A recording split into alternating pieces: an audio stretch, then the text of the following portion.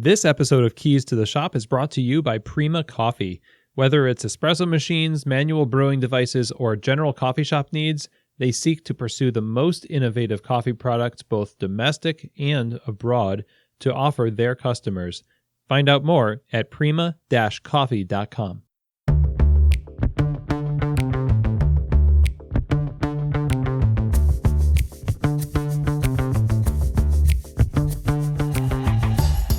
This is Keys to the Shop Founder Friday edition. Today we're talking with Jason Card of Journeyman Coffee. Well, hello everybody, and welcome to another episode of Keys to the Shop, where we give you insights, inspiration, and the tools you need to grow as a coffee service professional. My name is Chris DeFirio. I'm your host, and today is Founder Friday. So the last Friday of every month, we feature a founder of a great shop or a coffee retail concept out there. Could be a cart, could be a brick and mortar, a Airstream trailer, something like that. You could be serving coffee on a hot air balloon. I don't know. But anyway, today's guest is really great. I'm excited to share this conversation with you.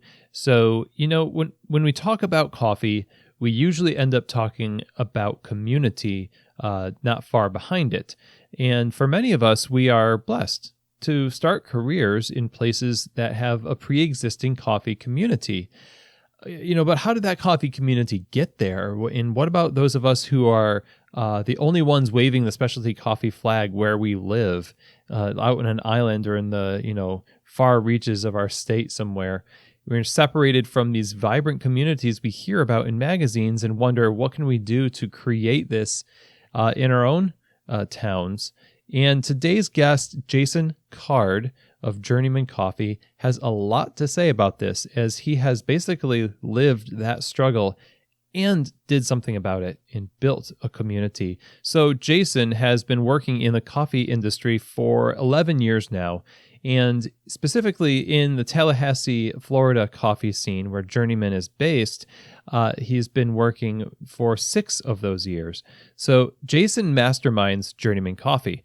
It's a pop-up coffee and catering operation, and they just finished a year-long pop-up gig with a local restaurant. They are a multi-roaster store, and he is currently planning his next incarnation of Journeyman Coffee. And our interview is actually the final day of his pop-up at that restaurant. So in this conversation with Jason, we talked about a lot of things. His journey kind of forming this community and, what got him into coffee, what made him want to start kind of being an activist for coffee, kind of wherever he found himself. And the stories are great. Just hearing how he went about forming relationships, and some of the tips that he has for us are going to be really key. So if you're interested in establishing a community in your town, or maybe you're just interested in strengthening and contributing to the one that you already have, I think Jason's story and his advice will help you a lot. So with that said, let's hear from the mastermind himself of Journeyman Coffee, Jason Card. All right, Jason, welcome to Keys to the Shop. Glad to have you. No, thank you for having me. It's great to be here. You have just been through a lot around there in Florida. The hurricane just passed up through there, but you guys escaped relatively unscathed. Yeah, we got very lucky. It looked bad there for a bit, but it worked out. That's awesome. I'm really happy that you guys came out of that well. So today, we want to talk about your story, because I'm just fascinated by Journeyman and the story leading up to this iteration of your work in coffee that's been going on for you in coffee has been going on for 11 years. You've been in coffee, right? Yeah, that's right about there. So yeah, take us back to the beginning of when you got into coffee. Like, how did you manage to get yourself into coffee, and kind of what made you take the next steps to continue to do that? Okay. I started out, it was really just a job. I spent a lot of time in coffee shops looking for a job. I had just moved to town, and after a while I realized I should apply at the place I was sitting at, filling out all these other applications. And it turned out actually that didn't work out for about a year.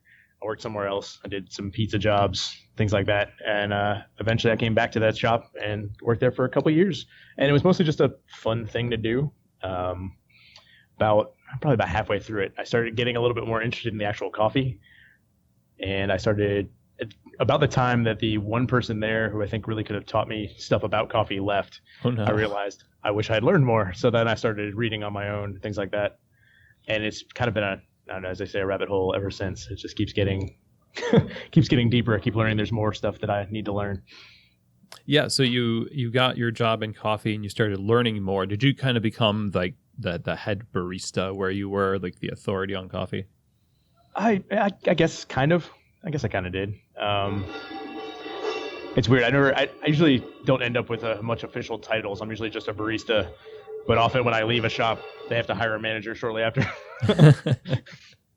There's a pattern there. There's something, yeah. So that was in Kentucky, Yes. and then but you're in Florida now. So what happened where you are now a Floridian, by all definition, I suppose, and what brought you out there, and what was your anchor in coffee there? Okay. I'm from Florida. I grew up in South Florida. Oh, okay. And so I was moving here to get closer to my family because my dad was sick. And the best we could get as a family unit was halfway between Kentucky and South Florida and put us in Tallahassee. And my wife got a job for the state. So we needed to move, and we managed to get a job. She managed to get a job very quickly, which is not normally how that works. And so we just ended up in Tallahassee. I had never been here before. And it's not true. I'd been here one time for a field trip in college to see the state Supreme Court. It's the only time I'd ever stepped foot in Tallahassee before. So yeah, it was a whirlwind. So now you find yourself in Tallahassee, and you're a coffee nerd by all, intents and purposes. And so now that you found yourself in Tallahassee, and your wife found a job, your continuation in coffee, what did that look like? How did that start? I got a job fairly quickly at a local shop here. And then I worked there. I didn't work there very long. My schedule was weird. I was trying to work for my parents a little bit and drive down to visit them frequently, which made me a nightmare to schedule. And so I ended up leaving a shop just because I felt like I couldn't do them justice at being predictable. Oh, right. So after that, I realized I needed to find something to do. And I met a local roaster here that had been going for a short period of time. And we started basically practice sessions, for lack of a better term. I think that's what we ended up calling it, was barista practice. And we would go into their roasting space, and if they had any equipment, we would just make coffee on it. And we would just try to invite as many people as we could. But I didn't know very many people, so that was hard. So sort of by word of mouth, we would just be a place you could come and practice coffee. It's really, I don't know of anything like it. It was kind of unique, I guess. But it just sort of happened kind of organically. Kind of like a coffee incubator, like these entrepreneurial business incubators that are popping up all over city centers. You guys were sort of that for coffee in Tallahassee, right? We were a little bit, yeah. There was no coffee scene per se. I don't want to say no coffee scene, but you know what I mean. Like, right. They weren't making headlines for coffee in Tallahassee at the time that you were doing this, right? No, there were a couple of good shops here that were, as in good places to kind of hang out, but I don't think anybody really was serious about the coffee. I didn't really get the vibe that, people knew what they were serving or, cared that much about it. It was just, everywhere was a good place to hang out, and that was mostly it. Right. So the good coffee was where you guys were practicing, really. I think so. Yeah. This is like the beginnings of your journeyman experience, what would become Journeyman. But you kind of mobilized the coffee scene in Tallahassee just by, having these practice sessions. What kind of reaction did you have from the coffee community that was already established in Tallahassee as you're starting to like gain traction with your practice sessions and kind of train the people, the baristas in town? Was there some resistance to that? Like, we don't need it, or how did that get received? I didn't really notice any resistance. We actually went around and tried to, get people to come out from different shops There were probably, I'd say there were 3 or 4 different shops at the time, and we would try and get those people to come out to practice, and some of them would. I didn't notice any resistance. There were maybe people that just weren't interested one way or the other, but yeah, I'm kind of lucky we didn't have any active resistance because we were starting from a small start. It might have been tough. Right. We actually got a lot of support, I would say, more than anything. Like no old Italian espresso bars, just, stuck in the ways and forbidding employees from going. Not that I know of. I don't know anybody forbidding people to go. I mean, there were definitely people that were just like, all right, they're doing their thing and we're doing ours, and Right. that was fine. But we got a lot of support. We wouldn't have been able to do it, I don't think, without the support of a couple shops and roasters. So what were the key motivators for you guys when you're forging ahead, trying to create this, for lack of a better term, a specialty coffee movement in your town? I feel like I was, before I moved here, I was really just kind of hitting a stride where I became really interested and wanted to learn a lot of stuff. I just had learned about sort of the larger coffee community that was going on in the country, and there was a lot of stuff out there that I hadn't quite seen yet, but I'd heard about. And so I think we were just really curious. I started out when we did the practice, we picked up a lot of people who I don't think have ever worked in coffee. They were just grad students looking for something to do who were kind of interested in coffee. And I'm still really good friends with a lot of those guys now, and they're just have professional jobs, never worked in coffee, but we got them excited about coffee.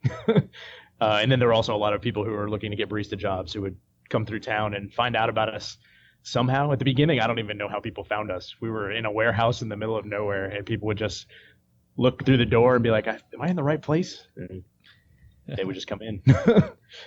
What are some stories of success that you've seen from people coming through there? Maybe folks that got into coffee from these sessions that went on to do other things in coffee.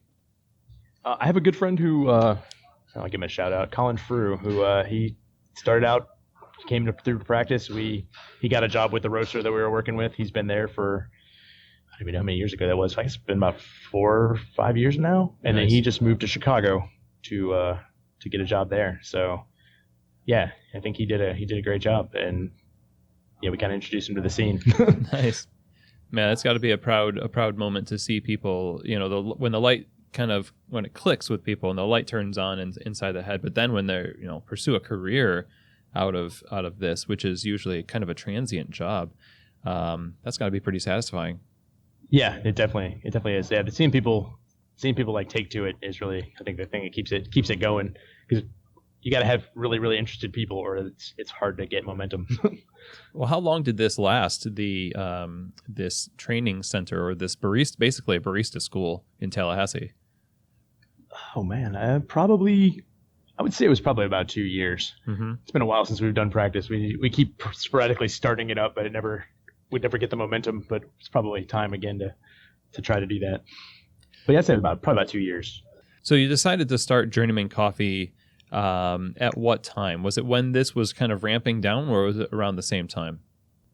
I think it was while it was still going on. I was working in a shop that was doing pretty well and seemed really successful, and I just realized that there were a lot of opportunities out there to do catering and that kind of thing, and I decided that maybe I could try to set something up to do a little bit of that on the side, mm-hmm. Which is where it started. We did some weddings, and I've done odd things. I've done a couple garage sales. Whoa. Done pour over garage sales. I've done 2 of them, oddly enough. I've never seen or heard about that before. I wish I went to a garage sale that had a pour over bar, but so far the ones I've seen, I've been working. But yeah, I did basically just anything we could come across that looked interesting, or some people might drink coffee from us and maybe remember the name. There was a small coffee chain here that grew and then kind of faded away pretty quickly, and it was during that period where I started thinking that I could probably do something on the side and maybe turn that into a shop one day. So true to the form of these practice sessions where you were just going around to different shops and seeing who was interested in doing that. Now kind of continuing that, but now with your own spin on it, you're striking out and making a name for yourself. What is the philosophy behind what you're doing? Like, what is if you could say, like, Journeyman Coffee's philosophy? Okay. Well, the name comes from the old guild system, sort of the people that were beyond apprentice but weren't a master. So they were going around learning, doing different things. So it seemed appropriate. But I'd say our philosophy is just really what I really want to do is I really want to create the coffee jobs that I could never find when I was coming up, where people can actually get responsibility and continually learn. So I think that's, in a way, it's almost more about bringing the people up than the coffee itself, though the coffee is obviously really important. So you have staff. I have a little bit. I haven't gotten as far along with that as I'd like to.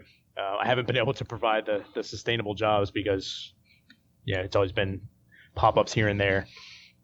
And then this one long pop-up where I have 3 staff right now at the end. So we're starting to get in there. So today in this conversation is, you were telling me before we started our interview, this is the last day of this pop-up for you. Yeah, it is. Yeah, we've been doing it since last November. Nice. 5 days a week, and then at the end, 6 days a week. And so we're share a space with a farm-to-table cafe, and we set up behind their bar every day. And we do pour over, and we do batch brew, we do espresso, all of that stuff from a pretty small space, but a very cool space. And now we're about to look for whatever the next thing is. So I hope you all are having a good time listening to Jason Card of Journeyman Coffee. Right now I want to take a break and talk to you about our sponsor, Keys to the Shop, Prima Coffee. Now, Prima is a specialty coffee equipment supplier based out of right here in beautiful Louisville, Kentucky. And from the beginning of their company, they've set out to make the best coffee brewing equipment available to the general public. And their focus is on curating the best equipment for every need, from grinders to espresso machines to under-counter fridges. They have so much at Prima. You go to prima-coffee.com, see what they have to offer. And we had Steve Reinhardt on the show on episode 42, supplying and selecting equipment. So if you wanted to learn a little bit more about what goes on in that curation process that they have for selecting that kind of equipment, definitely recommend you listen to that episode. They put a big emphasis at Prima on having the expertise to help their customers get the right gear to fit every situation. And again, I highly recommend them. Go to prima-coffee.com and see if they can help you in what you need. And my thanks to Prima for your support of Keys to the Shop and also just what you do for us in the specialty coffee community and the tools you supply for us there. So let's get back to our conversation with Jason Card of Journeyman Coffee. So you're staying true to the Journeyman name. You're going forth and you're reinventing, or you're going to have another pop-up, or what has been for you some of the key indicators that you're on the right path? Like, this is the right decision that I made to start Journeyman Coffee. I think it's that we keep picking up people that will follow us around. The interesting thing about pop-ups, which is both the hard thing and the rewarding thing, is that people will go out of their way to get coffee from you sometimes. Sometimes they'll just drive across town to get a coffee, and it's hard to get people to do that. But when they do, it's really rewarding. And I think just the more people that know who we are, people start to recognize me occasionally, which is amazing. I'll go to the grocery store, and they'll be like, "Are you the guy from the coffee place?" And I think that's just... I think we're on the right tracks. We're building a following very slowly, Okay. One person at a time. I love that approach too, because you are familiar, just as I am, by the powers of the internet that connect us all. The shops around that sometimes they expand quickly, and we want to do things really right now. And here you are establishing yourself as a known coffee presence in a town, like the one generating the specialty coffee movements essentially in this town. But yet, no brick and mortar as of yet. But it's still, you've established something that changes the way people look at coffee. Are there any plans to have a store? I think that is becoming my plan. I think I'm realizing that needs to be what I work on in maybe the next year, or maybe less. But yeah, I'm headed in that direction, I think. What is behind your patience in just going slow? Is it just the learning and just wanting to learn as much as you can from these experiences? and then pull the trigger on something more permanent? Like, what's the thinking behind that? I think that's part of it. Part of it's financial. Definitely have kind of bootstrapped this project along in slow increments, and that it's a lot easier to do small things with less commitment on a small budget. But I think part of it is that you kind of learn what the possibilities are.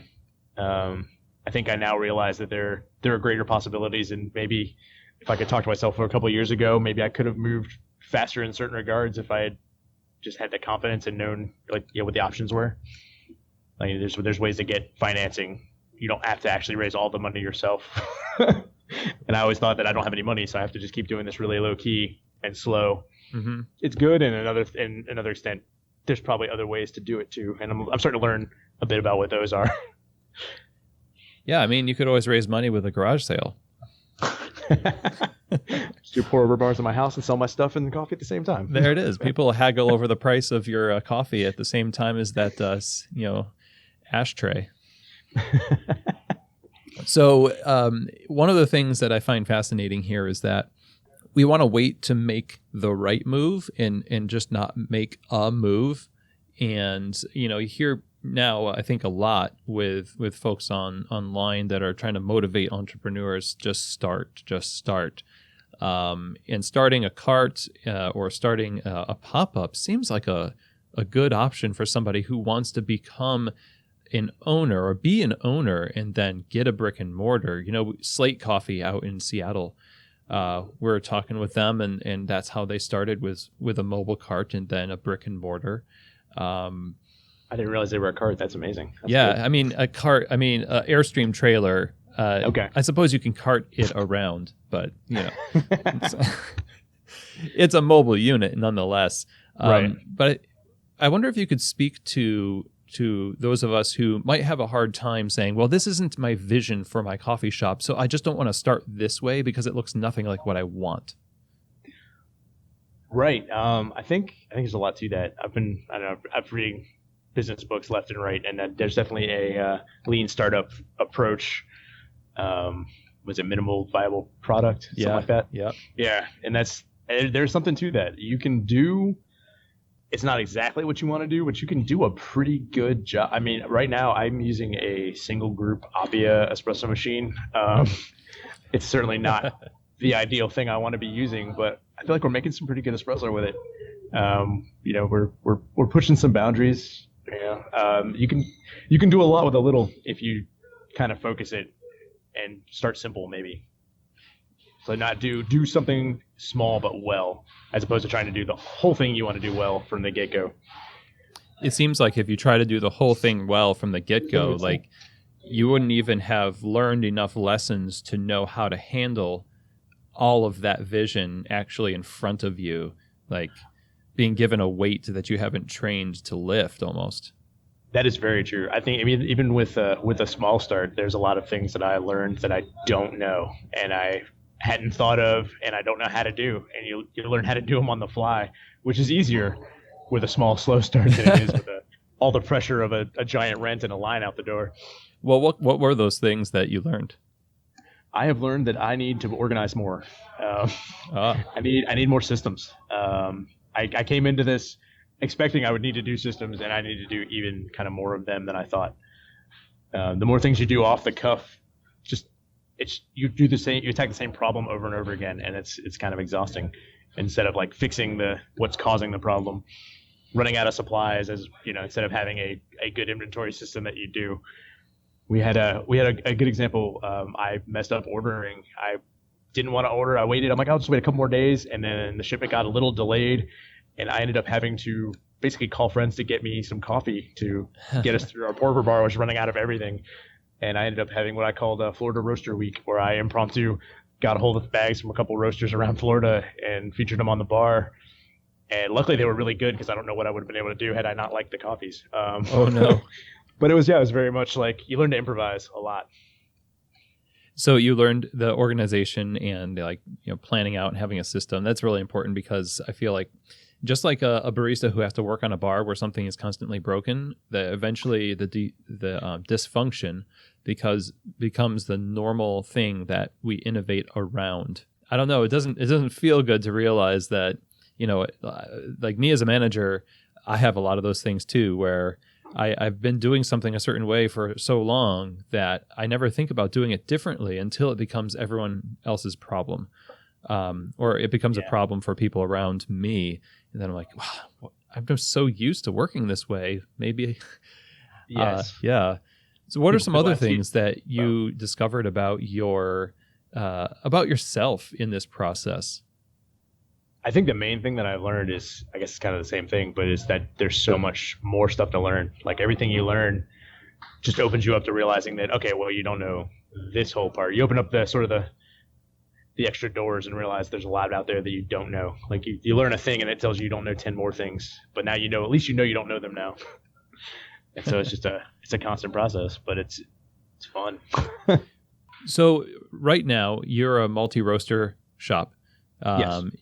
When you pop up, like you're in the restaurant right now where we're having this interview, and you're at the space where you are having Journeyman Coffee for the last year. Is multi-roaster kind of like the thing that you want to continue doing with your store? Or you have any interest in roasting?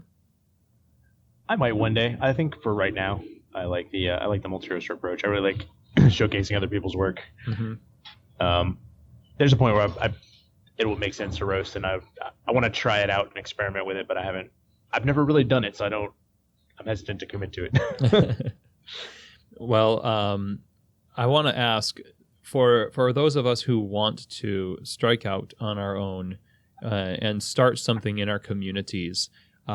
So many of the city centers in America are saturated with specialty coffee. There's throwdowns, out in the West Coast and Northwest. Most of our coffee magazines are based there. It's the coffee shops that pop up in these small towns outside of city centers or in the middle of nowhere that are in markets that are untapped. But there's some plowing to do to kind of no doubt pull up the fallow ground. And you've kind of been down that road in Tallahassee, and you're still kind of in that mode now. I wonder what you could say to those of us who have that journey ahead of us. What should we be focusing on, and how should we proceed? I start out, first thing, I think the most important thing is to be humble and to be nice. You're not gonna you will win some people over by being exclusionary, but not anywhere near as many. And I would say also be as enthusiastic as you can, because it's really contagious. And then I'd say also surround yourself with the people who are also excited about it, because the more excited people you have, the more momentum it gets. Because it's kind of a constant battle to keep the momentum up, because people burn out, and so there's gotta be always something new inspiring them, or they'll start burning out and doing other things, and you got to survive several waves of burnout. Oh yeah, to get through. I think so. Yeah, it's like, but yourself and then the people around you will also kind of come and go. What are some of the things that could burn people out in the process of trying to start something? I think a lot of it's just it's a little bit frustrating when you feel like things aren't going anywhere. Some people will move away or get out of coffee, and then you'll feel like suddenly the momentum's gone, or people just get working, 40-hour a week head down barista jobs, and then it loses the magic a little bit when you're doing it all the time. And so you have to have outlets outside of work to explore coffee that are fun. Okay. I think events are huge. We used to do a lot of, as we used to, we should do more of these things. We used to do a lot of tastings and just get new coffees, or just taste fruits, or experiment with things, and just whatever someone's curious about, let them explore it, because it'll keep them interested. So now we're sort of starting little movements in our towns, whether that's through our own companies, or maybe we start a barista practice session in a warehouse not too far from where we are. So what are some resources that you have used as inspiration for those on that journey? I will have to say definitely try to team up with local coffee companies in your area, because they've got more financial resources than just the individuals, and they have things like equipment and space, and just find somebody who has an interest in growing the entire coffee scene and try to work with those people. I've been really lucky. We have a local company here called Lucky Goat that is they're getting pretty big in town, and they were really helpful from the beginning with supplying us with things, spaces, coffee to use. But also, I'd say for knowledge resources, make sure that you kind of bring in knowledge from outside and discuss it with people, because you can't get by with what everyone in your town knows, because that gets stagnant pretty quick. You've got to constantly be bringing in new ideas, whether they come from the coffee industry or even outside that. Oh, yeah, for sure. Constantly renew. Yeah, business books you were talking about before, there's lots of ideas that apply cross-industry that are just universal principles that, will help you be successful. Time management, you're talking about, lean management and thought, behind things like that. But, what you said brings up this question in my mind, which is, what if the people in my town are they have equipment, they have coffee, and they are like the thing for coffee in my town, but I don't like their coffee. Is it the first premise of your suggestion to us to be humble, that we just say, go forth and align yourself with what is, rather than wishing for what could be? I think there's something to that. If they are willing to help out and they're interested in kind of growing the community, I think it's worth it. Even if it's not, that you're just opening the potential to do the kind of coffee that you want to do later. Mm-hmm. And in that way, they won't be competing with you over your certain niche. But if they're willing to invest in growing the whole scene and the whole community customer base, then I think if you could work with them, you definitely should. I think it helps out a lot.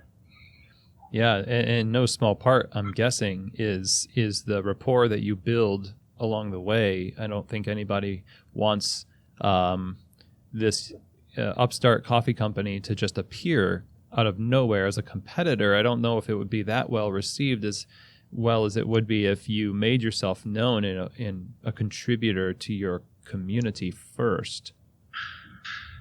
Yeah, I think that is almost definitely true. I think you got to put in a lot of groundwork, and you help them, they help you. It's sort of a symbiotic relationship, definitely. You don't need to. I don't know. You don't need to, if there's somebody's coffee you don't like, you don't need to necessarily. I don't know. It's just weird. It's that pride thing again, I guess. You don't want to say, well, I like this because people judge me for liking it, but it's like I like them. You know what I mean? You can work with the people. And even if it's not your coffee thing, I suppose. Right on. No, and we just had the U.S. Cup Tasters champion out of Black Oak Coffee Roasters in California.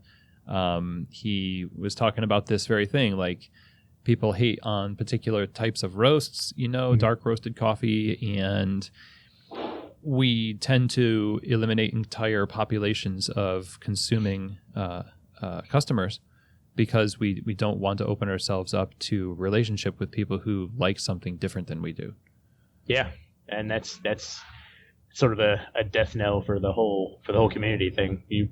It's a tough road. You don't really want to exclude anybody. If they're excited about coffee for whatever reason, you should certainly be willing to talk to them, and you probably have something to offer each other.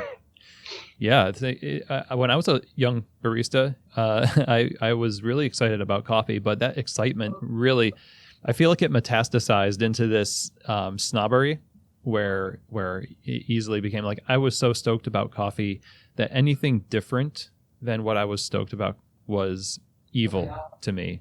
I'm sure I've definitely been that way as well.